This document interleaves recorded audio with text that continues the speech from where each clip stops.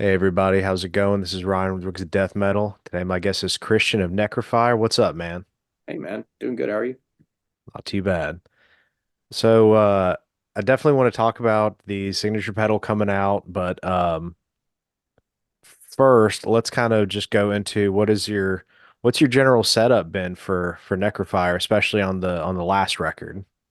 So, I've been playing ESP, the E2, the Arrow. I really like that guitar a lot because previously before that, I've been playing Gibsons forever, and I was looking to switch up something. Basically, some of my Gibsons are old, and I didn't really want to go on tour with them anymore, things like Sure. that. And I discovered, like, I started playing, like, I played one of those, and I really liked it. And then I've been working with ESP for I think it's like 2 years now or something like that. So I was excited about that. Like those guitars feel good. The only thing I changed is I ripped out those EMGs because I can't stand EMGs, and I put invaders in it. Hell yeah. What pickups did you put in there? Invaders. Invaders? Hell yeah. We tuned to C sharp, so like anything I've ever played in C sharp with invaders usually works out pretty well. I feel like Sure. it nails the low tones in it because like honestly I don't like invaders in anything I've played in that's tuned up. Hmm. I know just off the top of my head, Nile is the first band that comes to mind whenever I think of Invaders. I know that's been their go-to for like the entirety of the band or Yeah. something. I mean it's a different it's just slight like it's different, and sometimes like I have to push some stuff to get some other highs and stuff out of certain things like for anything in that range. But I just the general like overall feel with them. I don't know, I've been using them a while and I really like it. Sure. Um, what's kind of like your go-to amp or what did you use on? On this last tour I have a JCM 2000. Okay. uh it needed some love, so I took it into the shop like because it was trying to go. I think it was like the beginning of going stereophonic or whatever happens with those boards. Oh But yeah. guy fixed it all up, and I mean I really like how those things sound. Other than that, I have like a JCM 900 MK3, which Okay. is basically it's kind of like it's like a hot rodded Jubilee that they only made X amount of, and I Hmm. only found out because one of my friends, it's a dork, was like, "Yo," he's like, "You like weird, interesting heads, right?" And I was like, "Yeah," and he's like, "You like that Jubilee?" I was like, "Yeah, it's one of my favorite heads," and he's like, "Check this thing out," and I was like, "Oh, what is this?" Huh. It's good. I'm, It's a good sounding head.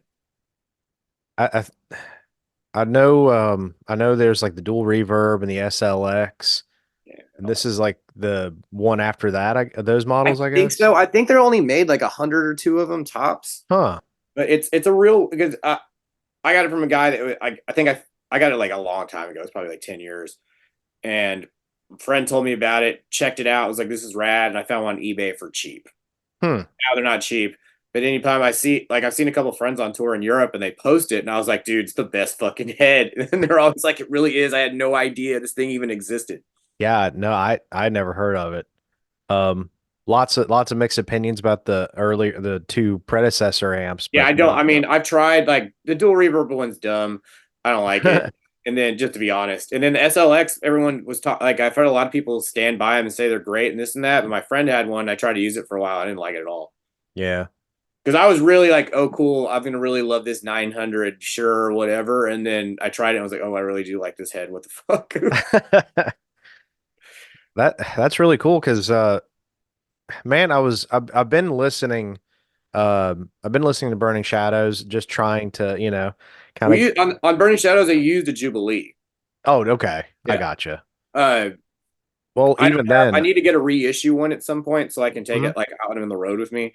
Just because the one I have is older and things gotcha. like that, and and it's 50 watts, so it doesn't leave the house anymore. Like it just Sure. goes to the studio and does some other things, but I need the extra power of that thing live, like the 100 watt, like for live stuff, and then just like the old ones are just I just don't want it either to break or anything. So it doesn't need to be like getting bumped Sure. around forever. Yeah. Right. But yeah, no, that very interesting to me just because I couldn't quite place the tone as I was Yeah. listening to the album. I'm like, it's like it's got kind of like a dark, thicker tone, but it's not muddy at all. Like it was just hard for me to place. I'm like, There's a couple other amp. I can't remember exactly which ones we used. because it's mostly that Jubilee, and there's like for some extra things like we mic'd up like a what's that? It's a Fender they made in the '90s. It's like their high gain one. I can't even remember what it is. My friend had it, like Joel had it at the studio. We used. I'd have to look it up, but he used that, and then some just random, just something that was just like they were in like for some extra presence, but it's like not the present, like the prominent tones that Jubilee. Gotcha. Man, definitely underutilized, I think, for more extreme music. I mean, the only like the I mean, I think the only time I've ever seen anybody really use it is like Gary Holt uses it in a bunch of Slayer stuff. Yeah. And then that's like besides that, I like as far as the heavier bands go, I don't really ever see it that often. Mm-mm. And they sound great. Yeah. Um, but out of curiosity, talking about Burning Shadows on just out of curiosity, Mhm. um, let's kind of give a shout out to whoever did. There's two really, really awesome vocal spots. Mhm. I'm a sucker for black metal that likes to throw curveballs and like the really awesome power metal vocal at the beginning of like towards the beginning of Whispers That Burn, Yeah. and then also the really cool operatic uh female vocals in All Seeing Shadows. So who did those two spots? Because So those are standout we did that spots to high me. vocal towards the end after, and I was like, hey, I can't do any high vocal. And Dauber randomly just was like, well, I got it, and just knocked it out. I was like, what the fuck? And then Dauber's wife Cammy that sings in Oceans of Slumber did all those high vocals like on the intro and on Oh, okay. That's awesome. Because yeah. like I was listening, I was like, the hell? What was Yeah. that? That ruled. It's kind of a tribute to like on the first song on the Summer Rain from Dissection where there's just like that random like harmonized high part, you know? Yeah. That's where the idea came from. But yeah, Dauber did it and did the harmony and was just like boom. I was like, holy shit. So I was like, That I need rules. help. I can't do this. I've been like because I did the vocals all in about 3 days. Hmm. And like I went pretty hard. So at the end of the third day, I was just like, okay, cool. Like I didn't blow my voice out, but I definitely wasn't hitting anything high. Cool. That rules. That satiates my curiosity about those two. Um, talk to me a little bit about uh I'm definitely between that, Hmm. the power metal vocal, and then just some of like the really awesome leads. I'm picking up an awful lot of just really cool 80s influences. And not to mention the use of like some really sick Marshalls like the Jubilee. Yeah, So what are some early influences? we're trying to go like on this record. We were trying to do like a lot more, say, like push a little heavy metal influence a little bit. Like Dissection's a big influence, obviously, on a lot of it. But like Rotting Christ and stuff like that. But also just, I mean, Judas Priest and things like that snuck into all the leads on this record. Just is kind of how it ended up going, Sure. which there's nothing wrong with. It just it's like because too much like basically the two most metal I listen to is like black metal and heavy metal, and then it kind of like and I think in most, I mean, everybody else in the band has different tastes and stuff like that. I mean, but everybody still loves heavy metal, and it's kind of like snuck in a little bit more. Sure. That's where you see a lot of those leads fly from, and some of that stylistically. Gotcha. Um, as far as like kind of more, I guess, traditional black metal influence, um, I don't know. Obviously, Dissection. Yeah. Who else would you say kind of like helped shape your all's taste as far as like your own output?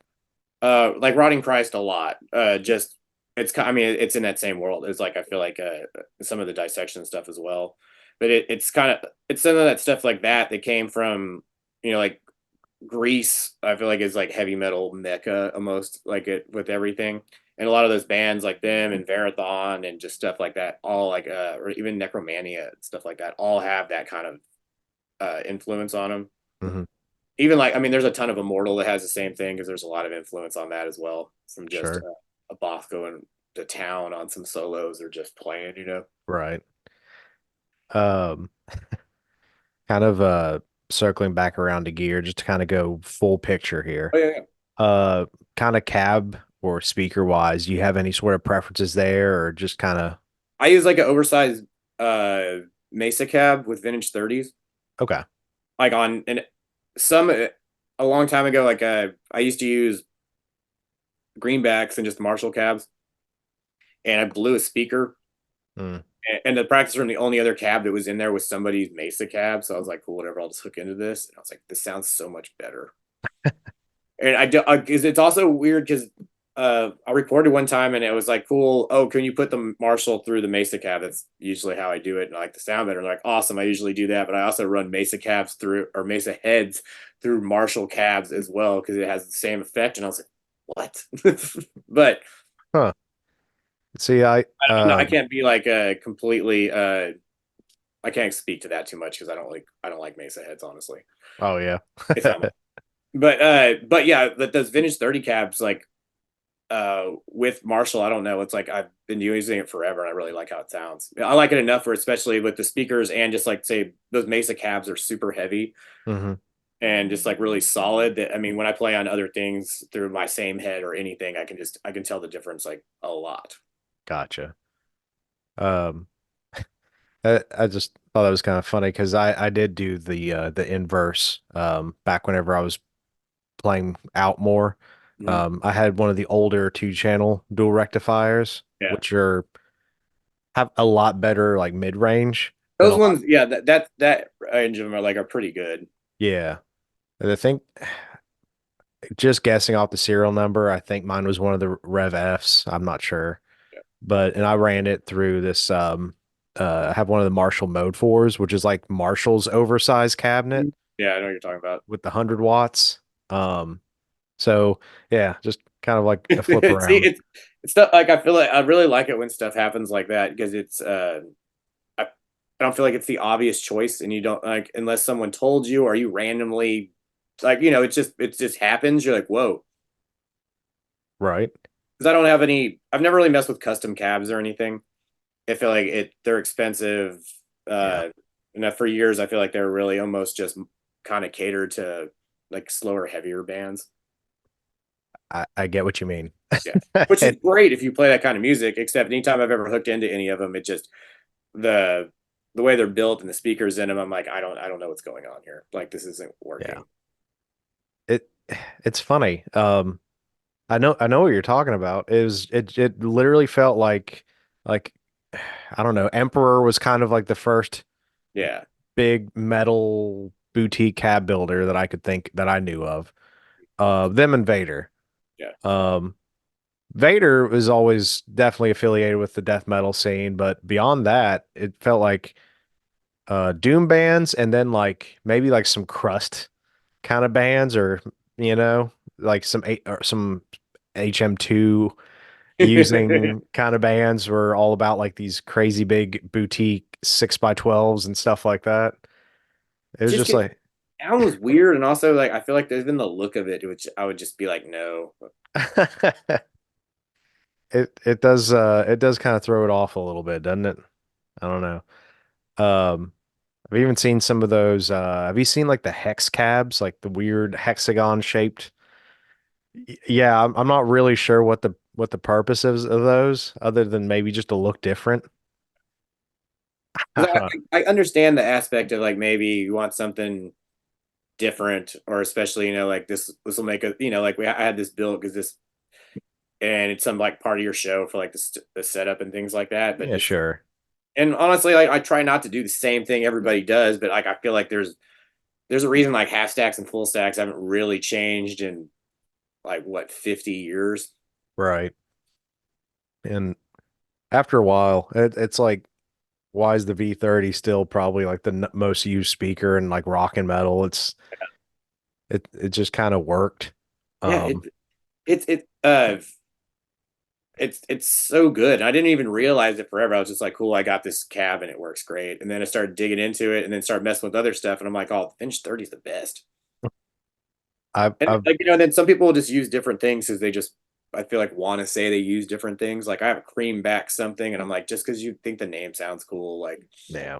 It doesn't mean the speaker they were bad. It's just like there's certain things that like I don't know, Vintage 30 just really worked with me where Sure. No, I'm definitely guilty of that. I mean I've tried all that. I was like, this cool. That speaker's called the Wizard. I'm like, let me get this speaker and try it out. And I'm Yeah. all, damn it, this is not really working like the way I wanted it to.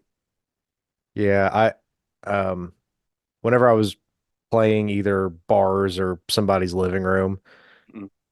the idea of like a higher wattage, crazy high watt speakers, like I think one cab has 80-watt speakers, the other one has 100 watts, so like I'm almost no possibility I'm actually going to like I'm definitely not going to blow a speaker. I can Oh, drive the sure. shit out of them. So that was kind of the idea, like just some cabs that I could abuse the hell out of because playing like VFW halls or whatever or gyms. Yeah, you got to crank it as loud as possible so everybody can hear you over the rest of like, or just to fill the room, Right. mic you. But now that I'm mostly just doing like recording stuff and videos, I'm using IRs a lot. Yeah.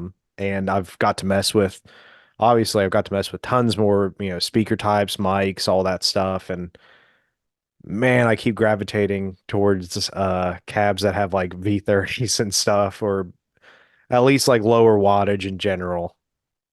Well, I mean, it gets easier like if you're recording stuff where it's not just blasting, and also like the lower when you get lower watt stuff like that, you can get like the lower the watt the speaker, the more you're gonna hear the speaker versus like like if you're doing a 120-watt speaker, that's just you're just hearing the amp straight because that Sure. speaker not getting phased by you. Yeah. But because somebody showed me this guy I know that has a bunch of amps. I went to his house and he has like on it the switches where he's like, this cool, we're on this head. Okay, cool, we're on this head. And he was like, Oh check this out. yeah. He was showing me something where he's like, these are like 5 or 10 watt speakers in this EVH cab. And I was like, what do you even do with those? And he's like, check this out. And he started playing like a bunch of Van Halen stuff, like pumped through those speakers. And it sounded, I was like, okay. I was like, that sounds legit. And then he was like, Yeah. check it out like on the 30s. And I'm all like, doesn't sound the same. Hmm. It's but it's just like on some stuff, more of the head sounding shining through works a lot. I feel like more than I mean, I couldn't use 10-watt speakers on anything. You wouldn't hear anything that was coming through. I mean, it'd be great for some like for we want to do some like crazy raw black metal EP that was like, okay, here you go, like and that. But if you want to like decipher anything and stuff like that, and you're playing aggressive, like 10-watt speakers are never gonna fly. Even Right. 25, you know, start pushing it. Yeah. Um, I'm kind of spacing off of who it was. Because I used to have a Marshall JCM 2000 as well. I had the 50-watt DSL, Yeah, and I think I was just trying to like deep dive and research like just popular speaker pairings to go with that amp, you know? And I came across spacing. It's a famous 70s rock guy, and I'm spacing on the name right now. good. But yeah, loved using like the 25-watt greenback speakers with it, and he blew them all the time. I would But bet. but up until the point that they would blow, he was like it was the best sound ever. I just go through them like crazy. Yeah. But so yeah, there's definitely something to that. I've seen people do crazy stuff like they'll be like, "Here's my head," and then to get like a really distorted tone, they'll have like a small amp in a box that's just blared out, Yeah. like in a road case behind their case, and it's mic'd. I'm like, what? Okay, Or like I think it's like Matt Pike it's that would Matt Pike. have the like the pig note. He'd have Yeah, like the little pig nose battery powered amps and mic those and blend them in. he told no, no, who I was talking about is Matt. He like I did a tour with him a long time ago, and I was like, "How do you get this sound? It sounds like it's falling apart through this Soldano." And he was like, "Well, the Soldano is the head. It sounds like what you think it sounds like." And then they pull out like his head case for that, and then the pig nose is chilling in there with a mic. That rules. I was like, "This is the coolest thing." That's awesome.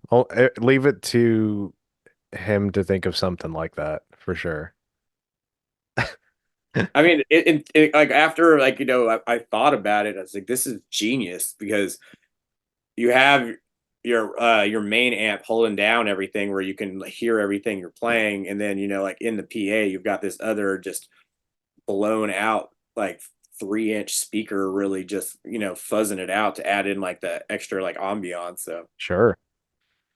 That dude's all about like you have you ever seen like any of his like rig rundowns like for sleep or anything like that where he's just blending like stacks of different amps for completely different ranges of EQ and frequencies and just blending everything and has three pickups on his guitar that he'll blend through. Like he's just that dude's just like mad scientist, always tweaking tones. Um, but while we're still on gear, let's actually talk about the signature pedal that's coming out. I got the email kind of describing a little bit, but I'll let you kind of take it, and go into a little bit more detail on it. I've been going back like Matt that does Idiot Box and me have been friends for it's got to be like 15 years at this point. And we started talking about this probably 5 years ago, where I was like, "Hey, you want to do a pedal?" And he's like, "What do you want to do?" And I was like either a reverb or a delay, and and just some kind of dirty. Because basically looking for like an extra like something extra to put on like say like especially like tremolo picked leads and stuff to give it something else. Sure.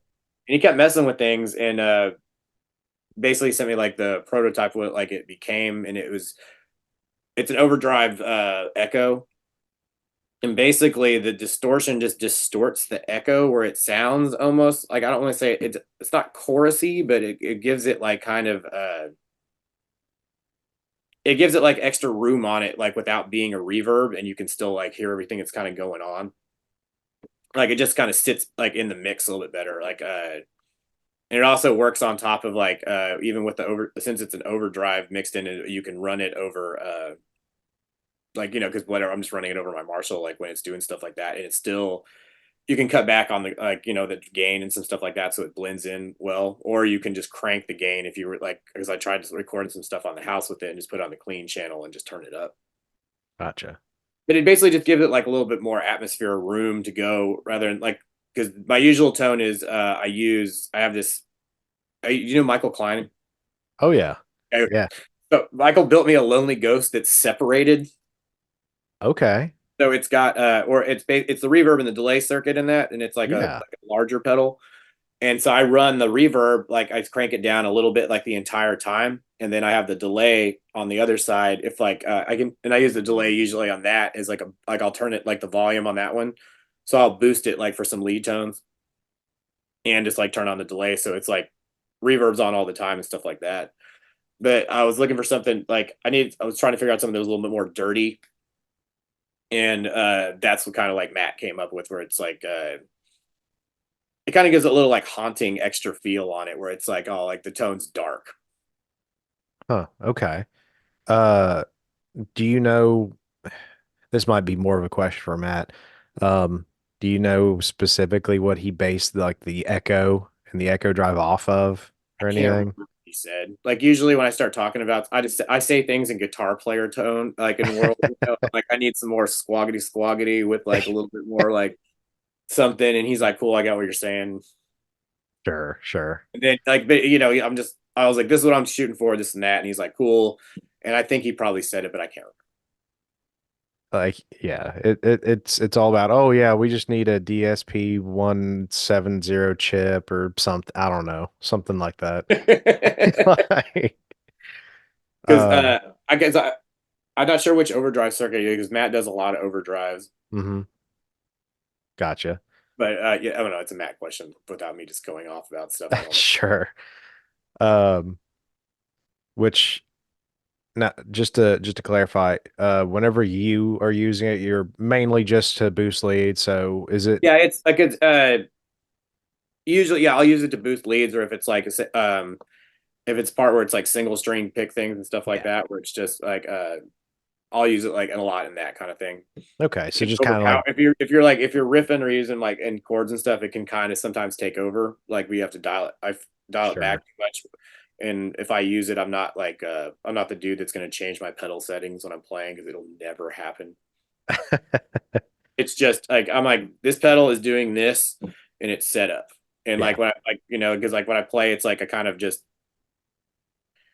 I can't think that far. I'm just like in it and it's like let's go. And like me having to change something like that, just I'll forget. I'll just go. I've tried this before, and then I'm just start going. I'm like this. Oh, that does not work right there because I didn't change it. Whatever. yeah. I So I don't. try to keep my pedal board very specific for like this is on my tone all the time. This will work for leads here. This Mhm. will work for leads here, and then that's like and I use other stuff like if I need to do something between a song and just like a reverberator just goes to town like something like that. But they all have everything's got like a specific purpose for like what it does and like I mean, of course, at home or things like that, I can mess with it, but I can't mess with Sure. it. Yeah, no. I think just about any of us metal players are more like set it and forget it kind of thing. I think 100%. I think the only guys like actually messing with their stuff like live would maybe be like jam bands that have like 15-minute, solo sections or like Yeah, you just get noise. down. You're like, Yeah. I mean, don't get me wrong. Like, I'll flip some knobs like at the end of the set when everything's just going crazy, and I hit every single Yeah, pedal. sure. But, but that doesn't count because Right. there's no rhyme or reason that's going on. It's just like a It's like, and this is like the noise core section of the that's like performance. Yeah. rip a string off and it's all yeah, and then yeah, play with I, the delay zone thing, trying to catch up. I don't know if you've ever got to see any kind of like noise band or noise core or whatever, ambient whatever band live or anything, but uh don't you feel like some of them or just maybe a hair just, taking the piss out of you a little bit? It's I like this mean, guy's people go like especially dudes that have like the modular setup where I'm like yeah, I mean I've tried to mess with some modular stuff, but I have no idea what's going on or like how you can I can like play around with something and something starts happening, but as far as I'm like, is that just what you do? I because I don't know. Like if like this, cool, you're gonna play. Is there like a plan, or you just start making noise and then see where it goes?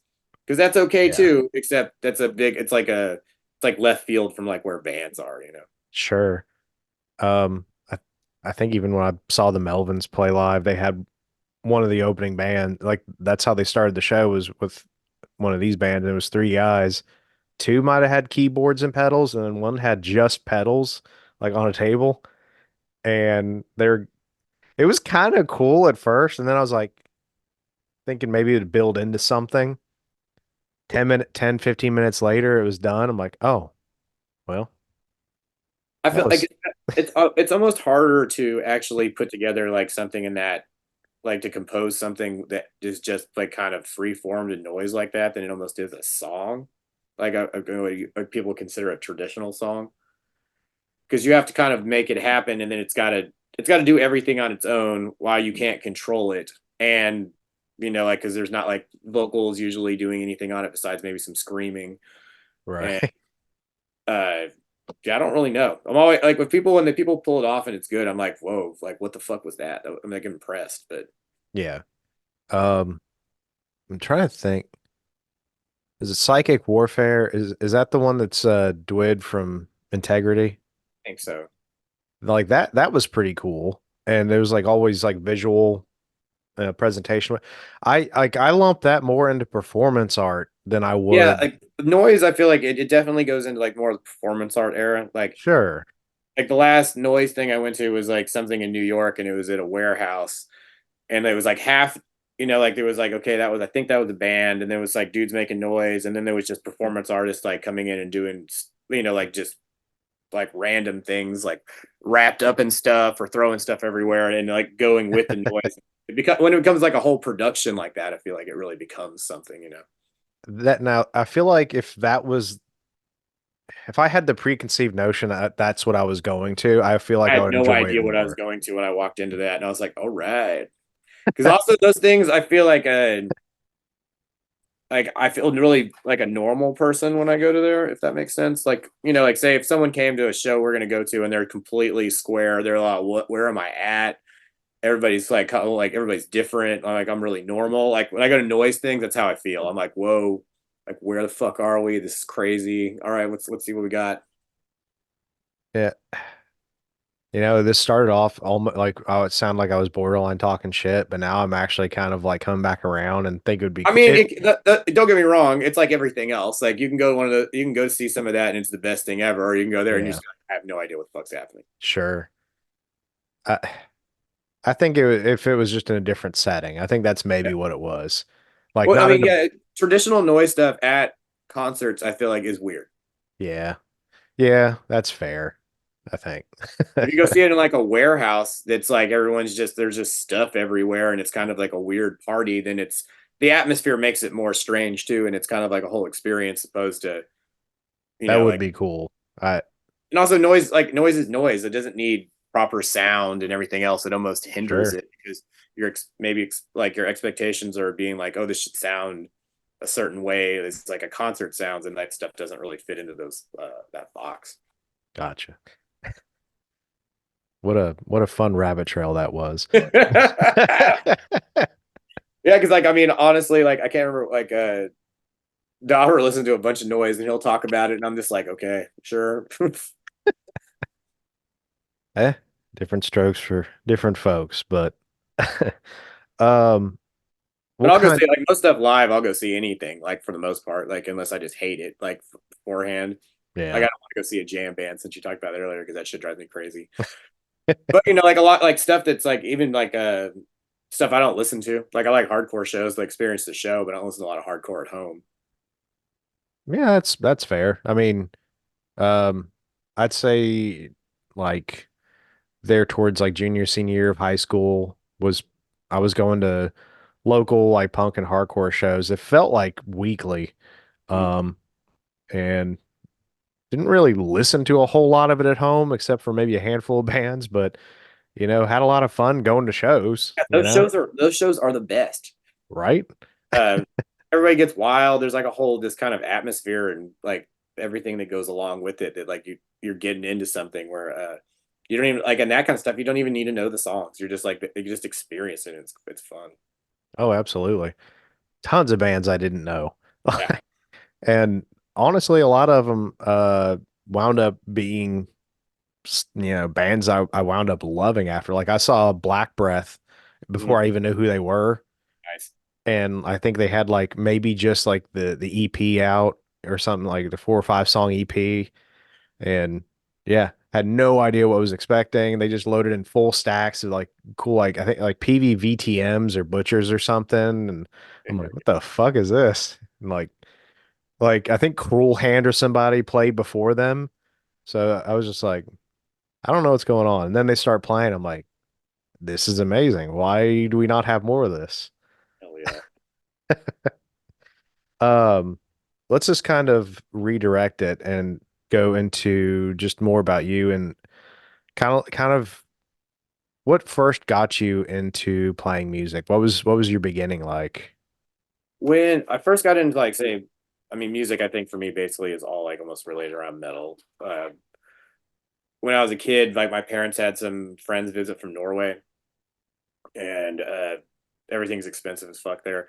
So their son was like 16. I was like 12 at the time. But like I guess I mean like every single like late 80s, 90s record, like you can even like, just imagine. I just remember like and I remember looking at everything like from that's like I think like Peace Cell's the one that like stands out and like Rest in Peace where he's just I'm like, oh, what is all this stuff? It was just everything in that thrash scene or like Slayer stuff and everything. I was like, I got to get into this. So then, of course, like like I didn't even heard any of it. All I was just like, cool, these records look rad. But after that, it started me getting into that, and then like then I was like, I need to find a guitar. Parents didn't want me to play guitar, so like the first guitar I bought was like at a classical guitar. I found it like at an antique shop, just so I could try to figure something out. Sure. But that's kind of like I kind of got started on that, and then like one of my neighbors was like he was a metal dude, so I'd just go down there and try to learn something. He would like teach me something that was just like something simple. He was like, "You can play this." I'm like, "Okay." What was your first guitar? First guitar, Or first electric guitar, I'm sorry. first electric guitar was like this pawn shop thing that like I don't even know remember what the name of it was. It was like total trash. The first like I mean it was just it was like a hollow body kind of thing because at the time like when I got it it was like I was like it was like the first electric thing I had and I was trying to play in punk stuff and like somebody had it and it was cheap and I was like awesome, we'll do this. And then I think the first guitar I really bought with my own money was a Les Paul Studio. Okay. Um, like actual like Gibson Les Paul Yeah, Studio. but that I got it like originally like when this I think this was like something like 97, something like that range, 98 maybe. Whenever eBay started, because I got it on eBay and I got it for like $400 and I was like, whoa, I can't believe this thing's so cheap, like awesome. Because I mean, I guess no one was using that's like the site hadn't really taken off at the like in the moment. It was like something new, and Sure. I got that, and I was like, I played that for years, and then I moved on to like, I mean, I have like a bunch of V's and other Les Pauls and some stuff like that. Hell yeah. Uh, I always heard like the 90s Gibsons, like the Les Paul Studios were like the shit. Yeah, it's a '90s. Like a lot of the '90s studios and even like the '90s SGs are all really good. Because I don't even think they were. I'm not sure the year. I'm not a historian with that at all, but Somewhere they uh, switched to factory or something in that time frame. I think maybe like mid '90s. and I think they started doing like a weight relief and like putting in like like weight relief, like the little cavities in the Les Yeah, they started. Pauls. There was a couple of them they did like Les Paul lights, and then I think after that they just started doing one just this. They weren't even calling it that; they just made them like that. Hmm. I know they had. There was a really weird Les Paul they did where it was like half the thickness of a standard Les Paul. Um, Weird. and I feel like it would have to be pretty similar to like a ESP Eclipse or I was gonna something. say, I was like, it probably, like sounds like an eclipse. Right. Uh, I've seen a couple of them. Like I know Scott from Cancer Bats had one like at some point. Um, Pretty cool looking, but I don't know. I feel like I'd be missing Playing out on a all lot. forever, it's like any having them like anything that's smaller would really throw me off. Yeah. At least, especially like because I like the Eclipse and like I feel like they're like the guitars are cool. Like it's different. Like it's different feeling though when you have it like on a strap and it's sitting next to you. Because I'm used to being like, what, like like Les Pauls have like the extra like this. What? Why is this? Why is it so Oh big? yeah. Kind of like you're holding it out further away from your body versus the I mean, but if Eclipse. I wouldn't have played Les Pauls forever, I probably would have never even thought like it wouldn't even never thought. Sure. But I think Um, that ESP does make models now that have like a thicker body to be yeah. like, Yeah. I really want one. A buddy of mine had one forever ago and that thing was sick. oh yeah, It felt like a completely different guitar than my really, Eclipse I'll check it out. because I've got one and it was like my main well, I've got a regular Eclipse to clarify, and it was like my main gigging guitar for years. Still love it, but They're great. I mean, like they're really good guitars. Like, for sure. It's just not a Les Paul. Like yes, it's a different beast altogether, which I was fine with that because so many guitar players I loved were playing like the satin black and gold Eclipse. So man, that's so good. I just had to have it. I didn't care I think about it's like like one of their best selling guitars. I mean, it feels good, and like I feel like because I also love that the way the satin paint feels like yeah, on the neck. But it looks good too. it does. And I swapped out like the regular black plastic EMGs for the gold headset, Nice. um, which just sound way better. There's so much gain out of those pickups. They're Yeah. so Which ones are ridiculously those? hot. The James Hetfield EMG Oh, okay. set, like they have the pole pieces on them, but they're the actual like metal like gold covers to go with the hardware. Um, they're they're not as compressed as like a regular 81 and That's what I didn't like. I don't like about them is like it's just the compression makes it like where I feel like there's the dynamic goes away, and that really it to me feels weird. And also, I feel like I play 10 times harder, and it's not doing anything because I'm trying to maybe achieve something like that dynamic sometimes. yeah. Uh, I'm weird. I like a fair amount of compression, but I I like mean, I feel doing like some amount of compression is needed for sure, but like sure.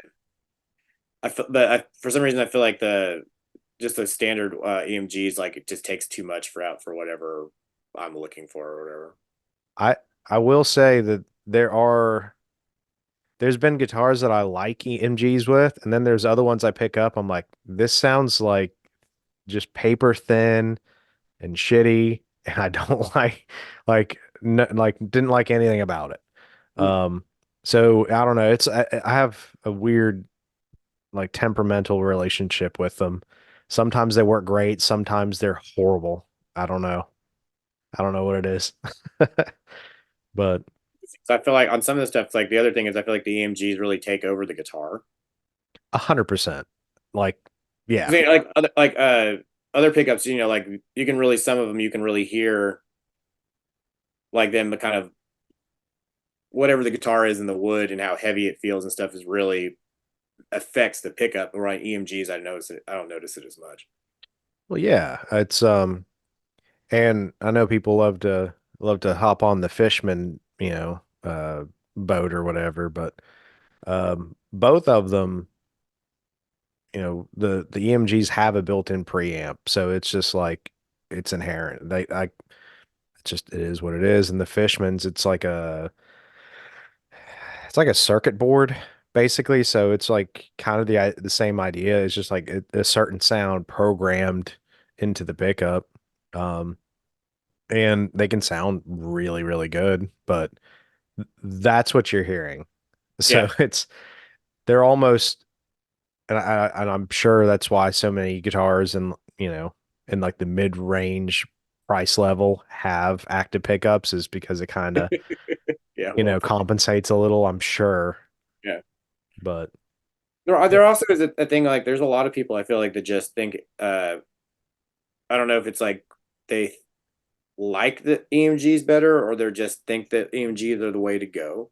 You know, like people that like just kind of like because so like if you don't just sit around and dork around on all this stuff, you don't you're like oh whoa I don't really like how these pickups sound or oh man now I know that this head doesn't sound good with this or like I know that these kind of speak like everything we've been talking about if you sit around and experiment and figure out what you like, then but some people just I feel like are okay with how stuff sounds, and that's fine too. But like yeah, if you're okay with everything sounds and EMGs is like the thing everybody uses, then why are you gonna question it? sure. Um, with that, with that said, I think the other go-to is like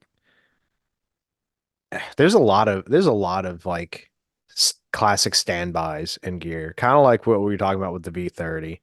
Yeah, Um, for a lot of people, I think it's the EMG, or for a lot of other people on the flip side, it could maybe be like a Duncan JB, yeah. or it's just I think a lot of people either they just go with what they know so and so uses, or at the very least, maybe they have checked out a variety of stuff, but I think a lot of us, our ears kind of get conditioned to certain sounds of like our favorite records or whatever.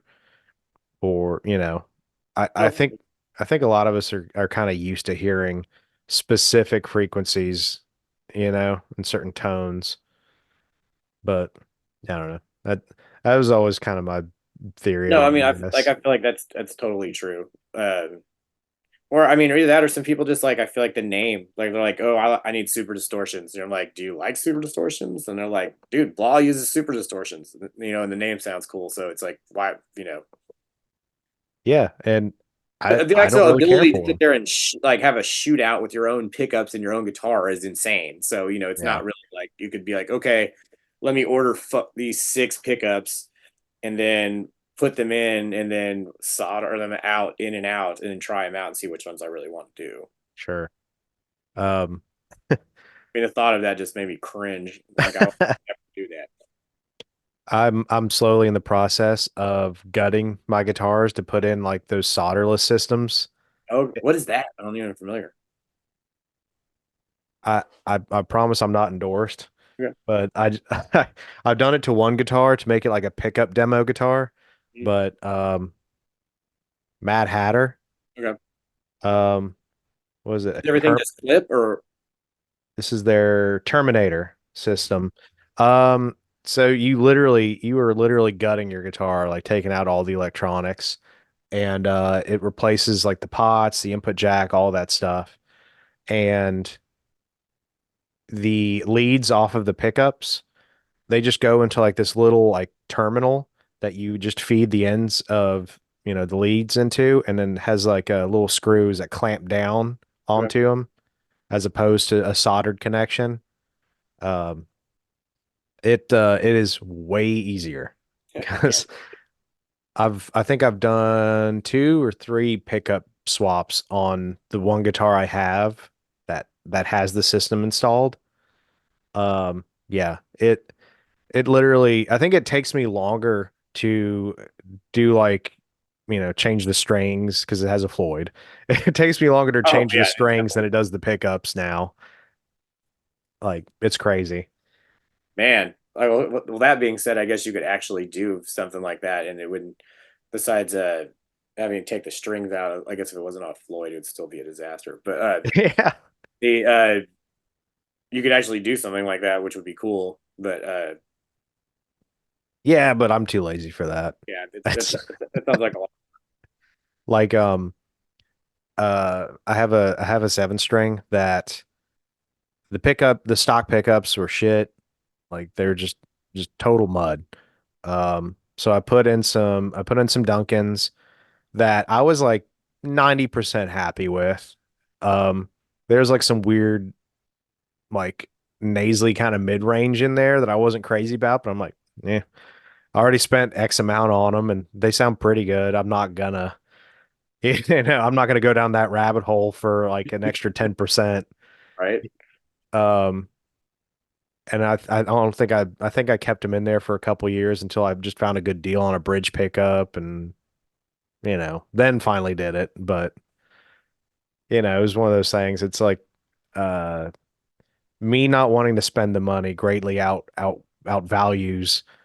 Oh, I don't like I don't know, the amount of 10K that these pickups give me or something insignificant. I don't know. I'm not that much of I'm a gear nerd, but I'm not like that bad about it. No, I know it isn't like I'll get it down to some stuff where I'll try stuff out and then continuously mess with some things and be like I like how this has evolved or like where this is at, but I can't sit down and be like and look at anything in that range and be like, oh cool, this is does this. I'm like, I don't know what that means. Uh, well, where does kind of your ear for tone sort of come from? I mean, obviously our taste changes over the years. I don't know if there was ever like for some people they're always chasing like like a specific guitar player or album tone and trying to kind of replicate that. For some people it's literally just an ever evolving thing, or maybe the tone they use with their band might not be their ideal thing. It's just what works best for the band. I mean, I feel like yeah, you should have tone that matches your band, 100%. Otherwise, it just gets super fucking weird. Sure. But I don't know, like, especially where my tone's gone now. I don't really know if there's like anything I've been emulating. I mean, like when I was like for some point, like in my like late teenage years, I was trying to have like some kind of like metal Guns N' Roses tone, just because I was obsessed with the Jubilee. So I was just like Jubilee and like have it hot. I could just have it a little bit hotter with some like overdrives and some stuff. But now it's just kind of like it's gone where like I feel like I just in my head know what I need I want something to sound like, and then I just kind of mess with it from there. Like and enough where like when my head doesn't sound the way I want it to, I'm like this, like, what's wrong? Is this room weird? Is it just something going on today? It's like stuff like that. Yeah, which I mean that's kind of just a hallmark of playing tube heads, really. Like they're Yeah, gonna because nerd. sometimes I mean, and even on some things like you can play it like the room can really change a bunch of stuff, or even just like the True. humidity level can change like some like how really some of the things is like as dumb as any of that sounds. Because there's somebody out there being like, "You're an idiot," like that's just you're like you're way too far into this. but there's like when my tone sounds the way I want it to, I don't think about it. I'm just like I plug in and I'm like, okay, badass, let's go. Because everything's cool. But then the second it doesn't sound right, then I spend like half the show being like, my fucking guitar sounds so dumb. I I think the stuff that has stuck out with me the most. I mean, as far as like playing out live goes, I can't think of too many times where I'm like, this sounds unusually bright or something like that. It's normally like, boy, the old electricity in this building sucks. My amp Uh is so noisy. yeah, it's you like a lot of it I feel like, yeah, is electricity's dirty. And like Yeah. the second your like fingers don't touch a part of like a string, it's like Like the whole band looking at me like, is your amp gonna be okay? Like, why is it so loud? yeah, you're like, why is everything like why is it so noisy? What's it doing like this? And you're just sitting there like, Yeah. no, dude, nothing changed from yesterday. Uh, there's that, and then just general bad acoustics, which that's really only been like detrimentally bad, like playing like those like living room, like really crappy, like house show kind of stuff. Like you're not gonna sound good in somebody's living room. Oh, There's just never. no hope. Yeah. It's like you're like those are the only times I played out that I would wear earplugs because otherwise I couldn't tell what was happening. Yeah. I mean, yeah, you're playing in a room that has a bunch of weird surfaces doing something, and then yeah, your best bet's just to turn up and huff, like, and then the show gets wild because that's like the only thing you can really do. Right. Um, so as far as like your live your live rig and all that, um, how much of it would you say you're completely satisfied with? And then are there any elements of it whatsoever that you're looking to improve upon? If could be like a tone chasing thing, or it could be just for practicality's sake, like this isn't working. I got to change this out. It's driving me crazy. So I try to keep it pretty simple. Like I like the pedal board I use is just like one of those like nano ones. It's like a single layer of like so I can only fit like five pedals on it, including my tuner. And I usually keep that in there 100, like all the time, so I don't have like I'm not in Kylesa or something. I don't need like 15 pedal boards with a bunch of effects. It just wouldn't do me any good. Like Sure. so having it's like basically I got like I have that like that reverb delay dual thing, and then I usually have like a blood ritual from Michael too, and then I was using this dark waves pedal from Matt, which I'm just switched out with the Necrofier pedal, and then usually like an oddball one. It's like something usually something that's like I have like a reverberator on there from Michael Klein at the moment, like the Stoll one, and I just Oh click yeah. that on because it just takes over. Like if I just need like like it's like something for a minute, and I just want to hit a chord or just hit like a couple notes that's just going to fade off in the distance and just make a whole bunch of noise. But I usually keep that pretty simple, and then I switch out between like the JCM 200 and the 900 depending on like I guess sometimes like how I'm feeling. The 2000 obviously has a much more gain on it, so like if I've just recently it's been like feeling more like I want to go that direction. So that's the only thing I really change out is that. Like the speaker cabinet's always the same. I don't have Gotcha. any problem with that. I just kind of go back and forth usually on like the 2900 depending on like what mood I'm in for gain levels, but recently it's been the 2000 a lot. Gotcha. Um, and I just kind of thought about this as far as your arrow goes. Which model do you have? Like what kind of bridge? Are you more of a like a It's floating trim? Huh? no, it's the one with like the bodies through the string, and it's not like it doesn't have a Floyd or anything. It's just Okay. Yeah. hardtail. Like I don't really do anything that I need that on. And then especially like since I sing and play in Necrofier, most of my stuff's just me like holding down chords or doing melodies and things like that. Like when we're playing live. So it's way simpler for me to like, especially in coming from Gibson. I was like, like I don't really like besides I just like if I need that something done like that, I'll just like Samir, just go get a Floyd. You can do this stuff. Like if like I have like guitar and singing on stage for me. At least I have X amount of stuff I have to do, and it's like I feel like there's singing and playing guitar makes it a little more difficult. As in, what can I play and not play, and then still make it still part of the show. You know, Sure. so I try to keep everything as simple as possible, like so I don't have any problems. Uh, because anytime I have any kind of technical problems or anything like that, it's like the end of the world to me. I'm like, what the hell? Hold on, plug this. Why is my effects loop not working? You know, stuff like that. Where it's like, and most of the time, it's like you didn't plug something in. Like, I mean, hopefully, Right. but I try to Um, keep like at least for like live setup as simple as possible, so I don't have any problems anywhere. gotcha. I mean, it's kind of the best method, especially like unless you're running like a digital rig or something like that. If you're sticking traditional with analog, there's so many components that can go wrong that it's best to eliminate the variables for sure. I've had a lot of like a lot of my friends are using like the quad cortex and some other things like that for Hmm. different things. Most of them say like it all starts with them using it like as something they wanted to use, like they take when they're like they have to, like to fly out for something. I've been curious to try one out. I don't really know. Like something like that sounds interesting, but I don't really think I would ever switch to like something like that just to use all the time. I which I've got a Kemper looming behind me. Um, Because which I feel like at the like anytime I mess with them in the studio and stuff, I have a good time with them. I just don't know if I sure would gig with them.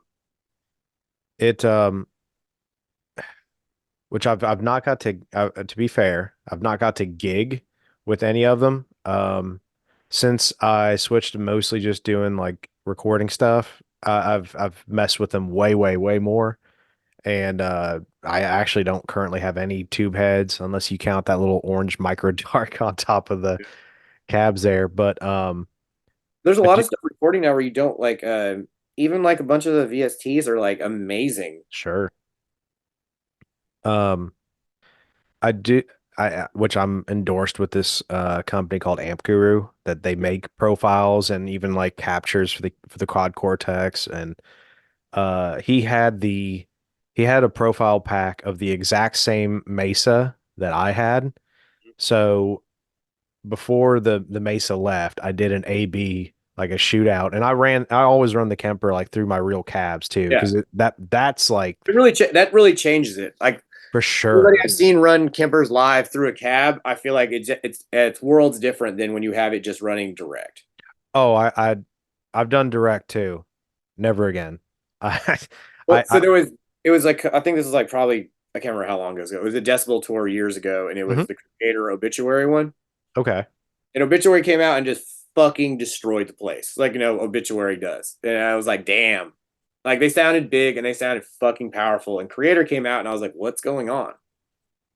And like my friend was on the tour, I was like, why? What's why? Damn, I was like, why do they sound like this? And why Obituary sounds so much bigger? And he's like, Obituary's rocking full stacks. He's like, and Creator is running direct. Gotcha. And you just, I feel like on some of that, you can't replace how like full. I mean, even if it's full stacks on stage running, not from a tube amp, those cabs being on stage is a lot different coming out of that and being mic'd with that sound, like the sound coming from the cabs as well. It Yeah. changes everything from just you running a guitar through a digital thing through the PA speakers. That yeah, 100%. And honestly, it's funny you mention Obituary because one of the like the final straw selling points for me on the Kemper was seeing Obituary because their lead guitar player, Ken, I think that's who's with them, been with them the past few years. Um, he was running a Kemper, like still through cabinets, but maybe a mix, you know? But Mixed stuff really works, honestly. yeah. Yeah. And just listening to him within the mix of, in the context of the band, especially when he would take a solo, still cutting through like crazy. I'm like, okay, this is legit. I'm sold.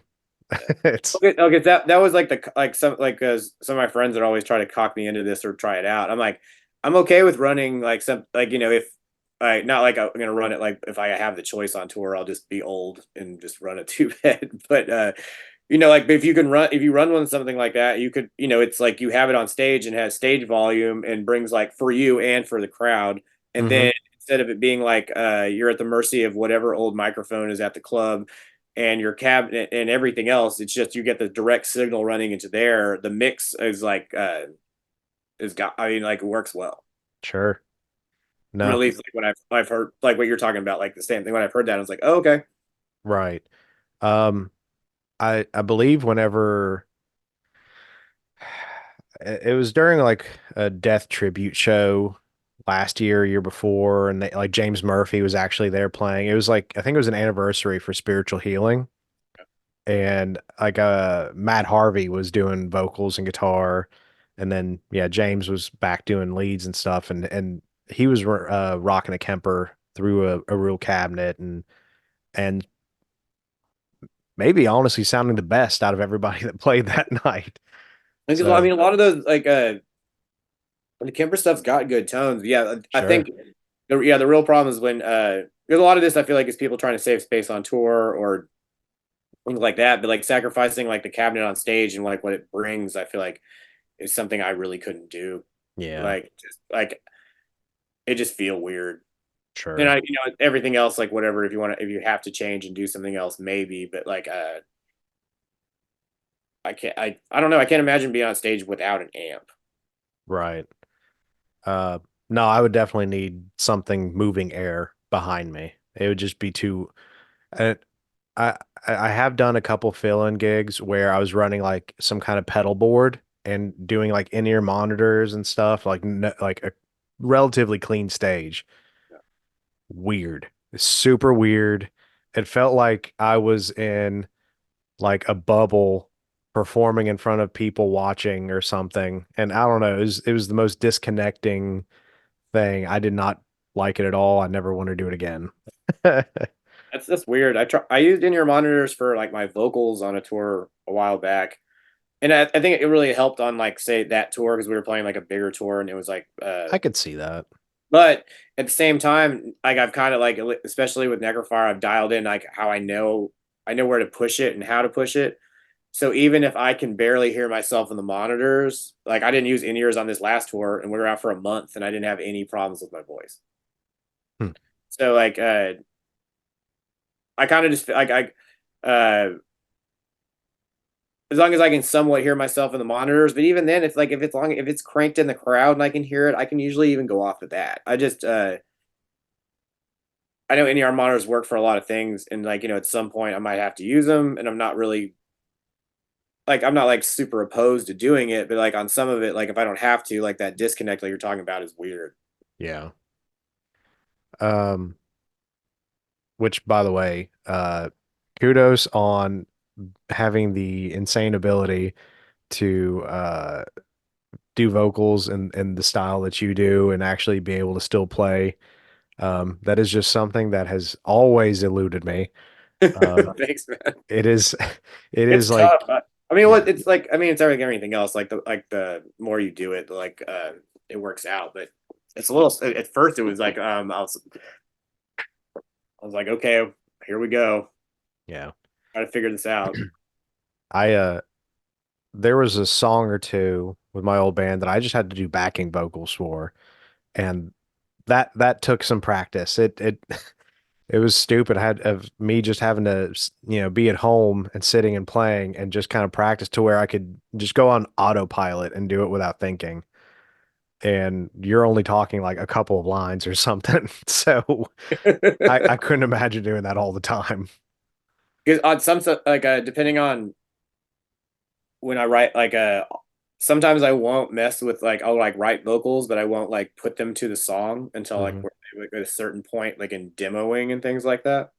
So there's tons of times that when we start playing a song, I've never even fucking played it with and play guitar at the same time, and I'm like this. Sometimes, most of the time, it works out pretty well. There's like one where I was like, "What the fuck?" I was like, "Man, I wish I would have done this different. This is really throwing me."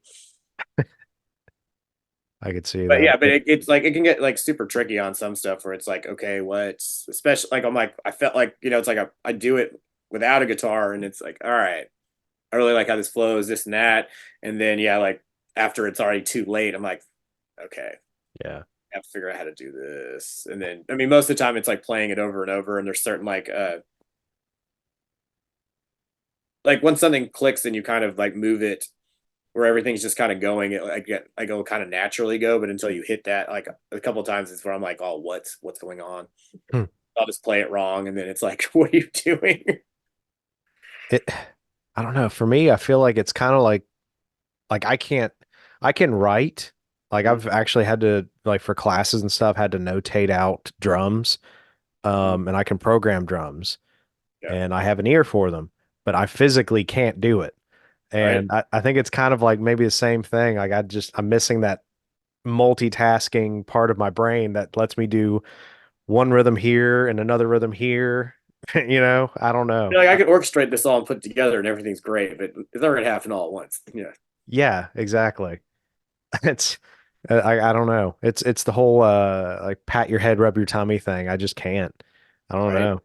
It's weird. I mean, some stuff Um, just doesn't. I don't. Some stuff's just tough, and it doesn't even mean that it's tough. It's just like you're like, I can do all this stuff easy, and everybody's like, man, that's crazy, and you're like, but I can't do this, and they're like, what do you mean? That's easy. Like, no, my brain doesn't work that way. well, and like it never holds me up with a guitar at Yeah. all. Like I have decent hand synchronization and all that, but yeah, nah, the other stuff just gone.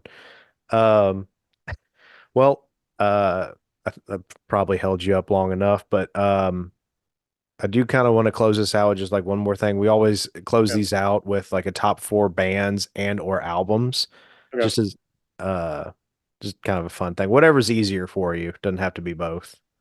Uh, we can do bands. I think top four bands would probably be Dissection, Watain. Uh, what else is in this range? Um, sorry, this is always tough. It is. I was like, why do I have to bring? I was like, I have to bring this down. Damn. After that, I feel like everything just gets into like the millions of things that I like. Sure. After that, it probably goes into something like I don't really know. I'll just leave it at top two. Fuck All right. it. Fair enough. I mean, other than that, I can get into stuff like I listen to a lot of dark wave stuff like Sisters of Mercy and like Fields of Oh, that's Niflheim, sick.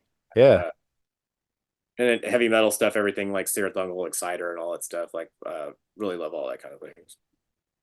that rules. I got on There a you go. There's big six. Yeah. perfect. Yeah. Um, well, Christian, I just want to thank you for taking the time. Um, Absolutely. other obviously, we want to plug the pedal.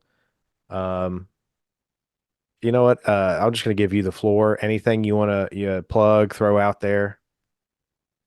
Uh, let's see. I mean, get the pedal. It's limited. I think I can't remember how many's left. There might be like five or six of them left out of the batch Matt's doing. So, other than that, if you haven't checked out the new Necrofier record, grab that. Um, go see go come to Hell's Heroes if you like festivals, at least for old metal. There you go. Sweet. Well, thank you again, man, and want to thank everybody for tuning in and watching this. We'll see you next time.